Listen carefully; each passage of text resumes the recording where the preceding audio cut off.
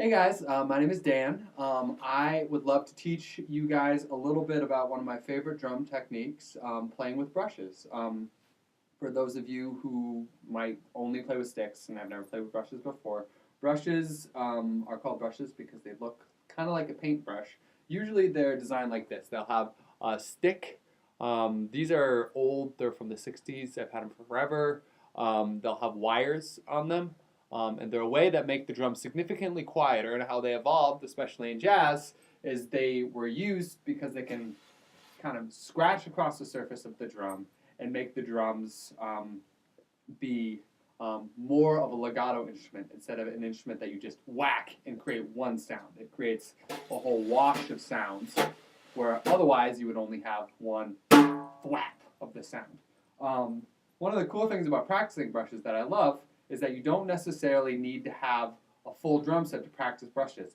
Your snare drum, which takes most of the effort from the drum, is the same size as a 33 LP. So if you collect vinyl, say you have a Bob James record with a hot dog on it, you can use the record as a way to practice totally silently. So say you want to watch Honey Boo Boo or any of those great television shows, you can put down your record and not even hear any of it, and then just make some great jazz soundtracks to the sounds of Kim Kardashian walking in the room. It's a great trick, and it's a good way to get good at drums without annoying your roommates, wives, dinosaurs, whoever you happen to live with.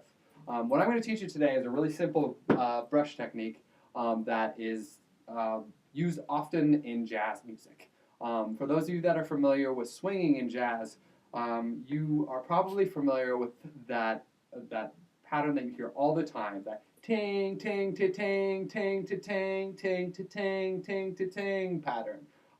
It's on so many different swung jazz records.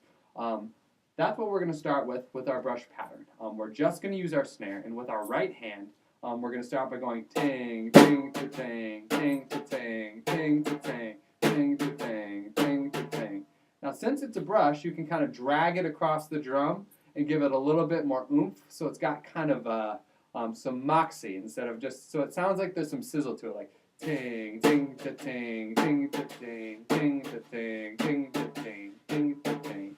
What I like to do is just keep my brush on the drum entirely and just accent the pattern by pushing down, almost like I'm hitting it, but keeping that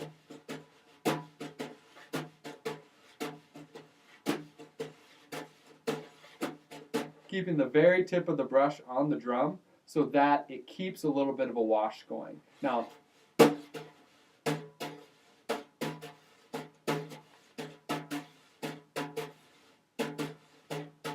it's not imperative that we keep that right hand really clean because we're going to add a layer of sound to the bottom of that using our left hand. A very easy way of using your left hand to add that little extra sizzle is to just go back and forth, counting 1, 2, 3, 4, 1, 2, 3, 4. It's just like dragging across the top of the snare, only we're going to accent by pushing down on the brush onto the snare on 1, 2, 3, 4, 1, 2, 3, 4, 1, 2, 3, 4, 1, 2, 3, 4, 1, 2, 3, 4. Now when you add your right hand to this, it adds the swing to it. So you have that kind of sizzle and that wash underneath it, and add the right hand, and it's going to sound kind of like, a jazz record.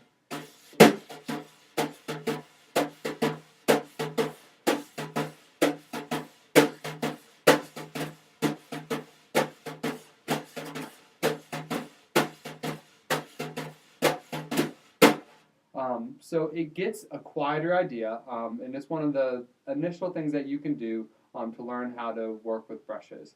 I would advocate that you should take these ideas and play with them. I play brushes different than anyone else does. One of the neat things about brushes is that it's not necessarily something that is easily notated or easily taught. It's very individual. So experiment.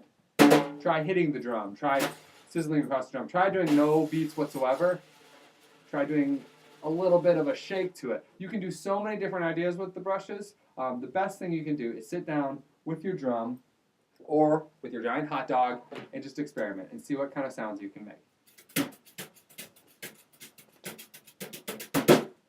So thanks for watching the video. If you'd like more, maybe I'll make some more. Who knows, if I have another assignment, we'll figure it out. Have a good day, guys. Bye.